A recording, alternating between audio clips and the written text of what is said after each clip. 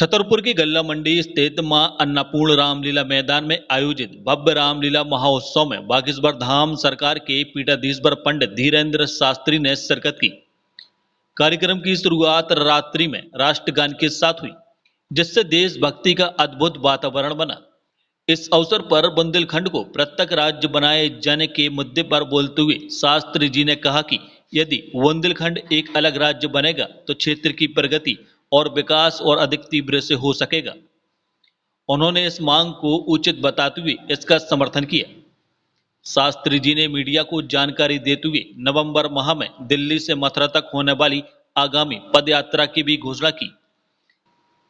साथ ही उन्होंने मध्य प्रदेश सरकार से गौ अभ्यारण्य, गौ संरक्षण क्षेत्र बनाने की मांग की, ताकि सड़कों पर आवारा घूम रही गायों की समुचित देखभाल हो सके।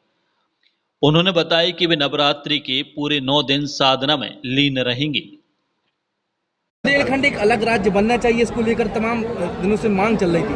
यदि बनता है तो बुंदेलखंड की उन्नति में बहुत प्रगति होगी, गति आएगी, प्रगति आएगी। बुंदेलखंड अलग राज्य होता है तो निश्चित रूप से बाकी इसके लिए देश में राज्य है, सरकार है, कानून है, वो अपने हिसाब से इसमें बुद्धिमान लोग निर्णय लें। मध्य प्रदेश के लिए सबसे बड़ा और हिंदुओं के लिए सबसे बड़ा दुर्भाग्य की बात है, जिसको हम माँ कहते हैं, वो सड़कों पर हैं। इसलिए हमको लगता है कि माँ को आवारा नहीं कहना चाहिए, लेकिन अब वो सड़कों पर है तो बड़ा कष्टदायी है। तो हमें लगता है देश में यदि मध्य प्रदेश में बुंदेलखंड में जल्दी से जल्दी कोई कदम नहीं उठाया जाएगा तो ये बहुत बढ़ता चला जाएगा और घटनाएं भी बढ़ती जाएंगी। इसलिए हमें लगता है भारत सरकार को, विशेषकर मध्य प्रदेश सरकार को एक काम करना चाहिए, तत्क्षण गो अभ्यारण्य लागू करके हर ब्लॉक में या हर जिले में ऐसी 5-5 गौशालाएं बनवाई जावे, जिनमें 5-5, 10-10 हजार गोवंश रखने की प्रावधान होवे। और 5-5, 10-10 हजार 4-5 गौशालाओं में गोवंश रह गया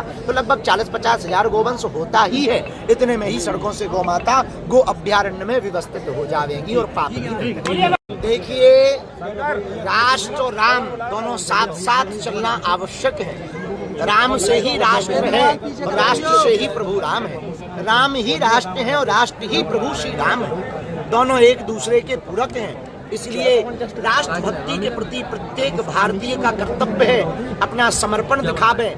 और भारत के गिरजाघरों में, मस्जिदों में, देवालय, मंदिरों में हमारा ऐसा मानना है, राष्ट्रगान गाया जाना चाहिए। सप्ताह में एक बार तो कम से कम बजना ही चाहिए, ताकि राष्ट्र के प्रति कर्तव्य के लिए हम एकजुट रहें और राष्ट्रभक्ति दिलों में भरी रहे। अल्लाह जी के चरणों में रहकर हम हनुमान मंत्र का जप करेंगे और 9 दिनों धाम पर रात्रि काल में अन्नपूर्णा भवन में सोएंगे।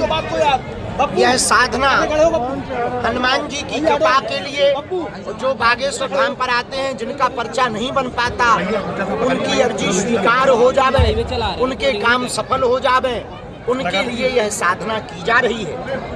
7 नवंबर से 16 नवंबर तक दिल्ली के आद्य कात्यायनी माता मंदिर से बांके बिहारी तक की पदयात्रा है। 140 किलोमीटर प्लस की पदयात्रा है, जिसमें 10 दिन की यात्रा है।